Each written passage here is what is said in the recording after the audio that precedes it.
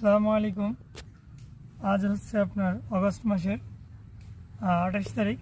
আমরা আজও বেশ কিছু আঙ্গুরের চারা গাছ রোপণ করলাম। তো এটি দেখতে পাচ্ছেন আমাদের পরীক্ষিত একটি জাত, নাম হচ্ছে রেড গোলাপ।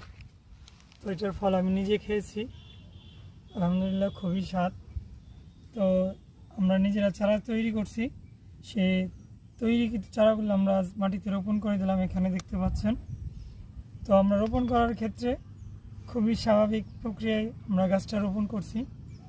এখানে ফ্রেশ মাটি আছে, মাটির সাথে আমরা কোনো ধরনের সার মিক্স করি নাই। আমাদের এই গাছটা একটু সেটা হওয়ার পরই 10 থেকে 15 দিন পর আমরা এখানে সামান্য পরিমাণে জৈব সার এবং অল্প পরিসরে রাসায়নিক সার দেব আমাদের এই গাছটাকে দ্রুত বৃদ্ধি করার জন্য।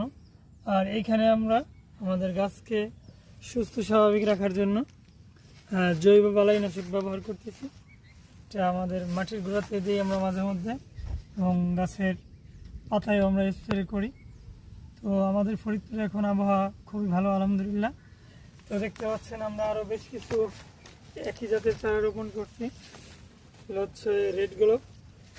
তো আপনারা এইভাবে আপনাদের ছাদে বা জমিতে এইভাবে রোপণ করতে পারেন। আমরা আঙ্গুরের চারা অনেকেই রোপণ করার পরই এত পরিমাণে খাবার দেই দ্রুত গাছকে বৃদ্ধি করার জন্য, সেটা আসলেই কোনোভাবেই সঠিক না। এমন করলে কি হবে, এখানে খাবার গ্যাস সৃষ্টি হয়ে আপনার গাছটা অনেক সময় বৃদ্ধি পায় না, শিকড় পচে গাছ মারা যায়। তো এগুলো থেকে আপনারা সবাই বিরত থাকবেন। সঠিক উপায়ে সহজ পদ্ধতিতে আঙ্গুরের চারা রোপণ করুন, ইনশাল্লাহ ভালো রেজাল্ট পাবেন। ধন্যবাদ সকলকে।